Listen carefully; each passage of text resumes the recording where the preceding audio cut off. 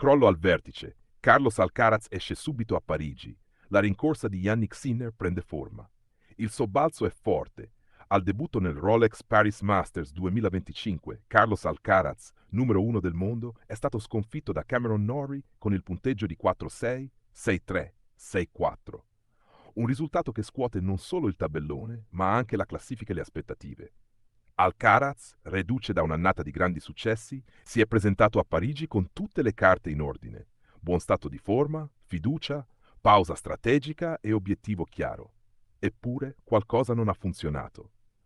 La partita, come riportato da Reuters, ha segnato la prima sconfitta dell'anno in un Masters 1000 prima della finale per lo spagnolo e ha interrotto una striscia di 17 vittorie consecutive in quel contesto. In conferenza stampa Alcaraz è stato impietoso con se stesso.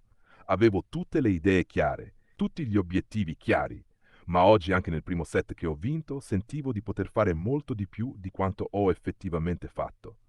Sono davvero deluso dal mio livello oggi. Devo dare merito a Cam, ha giocato davvero bene, una partita solida e penso che questa sia stata la chiave. E ancora, in una dichiarazione riportata, voglio solo tornare a casa. Cercherò di prepararmi al meglio venendo a Torino, venendo alla Coppa Davis, tornei davvero importanti che ho davanti in questo momento. Dal lato di Norrie, un momento che potrebbe essere spartiacque nella sua carriera. Il britannico ha dichiarato: enorme, così grande per me. Ho solo cercato di godermi il mio tennis nella seconda metà dell'anno e ci sono riuscito. Ho ottenuto una vittoria come questa, la più grande della mia carriera. La mia prima contro un numero 1 al mondo e soprattutto contro il giocatore più sicuro di sé al mondo in questo momento. Le cifre raccontano una storia. Alcaraz ha commesso 54 errori non forzati in quel match, un'anomalia per il suo standard.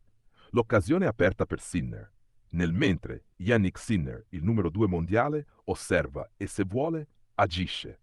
Con l'uscita di scena di Alcaraz, la possibilità che Sinner possa tornare al vertice ATP, anche solo temporaneamente, si riaccende.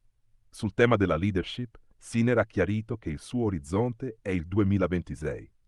Non è stata una decisione facile, ma dopo Torino, le ATP Finals, l'obiettivo è partire con il piede giusto in Australia.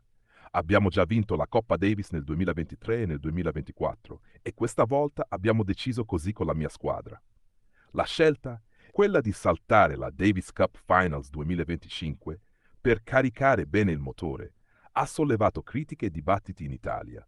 Ad esempio, il 92enne campione Nicola Pietrangeli ha commentato: «È un grosso schiaffo in faccia per lo sport italiano.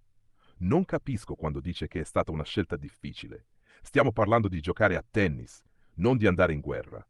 Quando si parla di Coppa Davis è l'apice. L'obiettivo di qualsiasi atleta è indossare la maglia azzurra». D'altra parte, anche voci autorevoli a favore.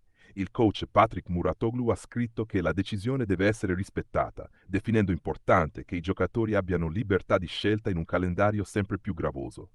In sostanza, Sinner ha le mani libere, il tempo dalla sua parte e ora un'apertura concreta grazie al passaggio a vuoto di Alcaraz.